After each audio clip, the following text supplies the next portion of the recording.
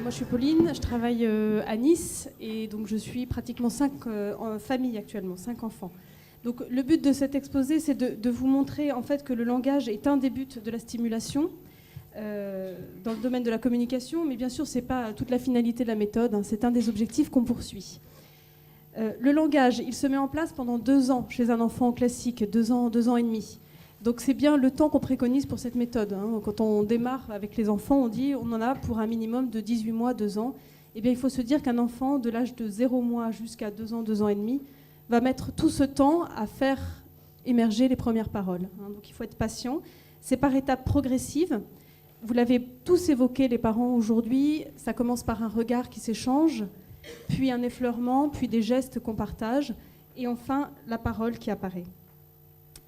Donc il y a différentes étapes aussi dans ce langage. Vous savez qu'au début, il faut reconnaître les cris d'un bébé.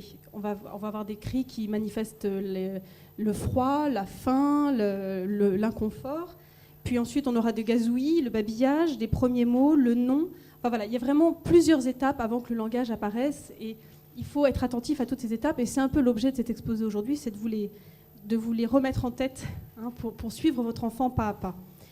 Que sait-on du langage par rapport à l'autisme? Alors, ça peut se manifester par un retard de langage. C'est souvent le critère qui fait qu'on va consulter. Mon enfant a 3 ans, il ne parle toujours pas. Il devrait être à l'école et on n'a toujours aucun mot. Donc, on va consulter pour ce genre de problème. Ou alors le mutisme. Ça, c'est fréquent aussi. Des enfants qui peuvent parler, commencer à dire quelques mots. C'est le cas de Liam, dont je vous parlerai tout à l'heure, qui, à 18 mois, appelait sa maman depuis son lit. Et puis, au cours de l'été, plus rien. Donc, il disait maman, papa. Et puis, tout d'un coup, les mots disparaissent. On peut avoir un langage étrange aussi, hein, ça peut être un signe particulier.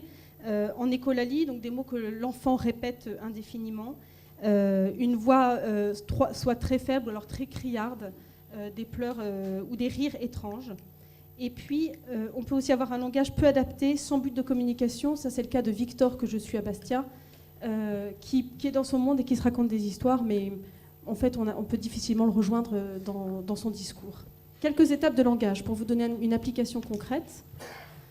Avant 4 mois, on doit faire face aux cris et aux pleurs d'un petit enfant. Eh bien, nous aussi, avec les enfants que nous suivons, nous devons reconnaître ces pleurs. Hein, je vous ai expliqué la fatigue, la faim, la peur, l'angoisse, l'envie de sortir de la salle et mettre des mots là-dessus. Hein, donc faire ce travail de se dire, bah, tiens, ce sont des cris, des pleurs, qu'est-ce qu'ils veulent dire? À 6 mois, l'enfant joue avec sa bouche, c'est le babillage. Donc on peut jouer aussi. Il y a des enfants parfois même qui lèchent le miroir. Hein, donc on peut s'essayer aux mêmes exercices. Et puis on a les premières demandes gestuées. À 18 mois, le nom. Alors ça, le nom, c'est vraiment intéressant parce que le nom, c'est l'accès à la pensée symbolique. Parce que l'enfant peut dire non de la tête et peut dire non avec le doigt. Et donc c'est déjà utiliser le symbole que d'utiliser son corps pour dire non. Donc là, on peut commencer les jeux de faire semblant et le mime, puisque l'enfant mime déjà avec tout son corps ce qu'il veut dire non.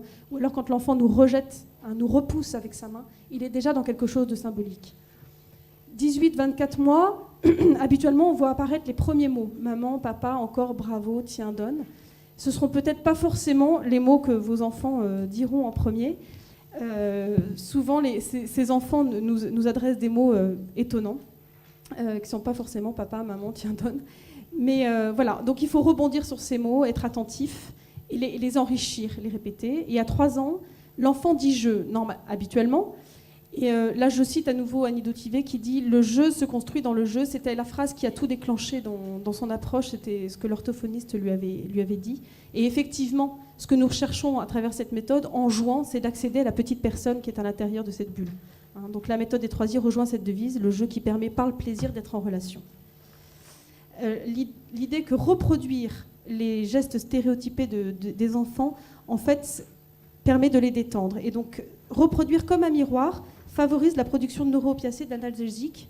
Et donc l'enfant se détend quand vous êtes en miroir avec lui, quand vous êtes en train de reproduire ces jeux, et on crée une meilleure relation affective avec l'enfant quand on l'imite. Alors parfois c'est un petit peu troublant d'être en train d'aligner des voitures ou de faire tourner un jouet pendant un quart d'heure. Mais l'enfant, petit à petit, sent comme un effet de résonance et cela peut apaiser ses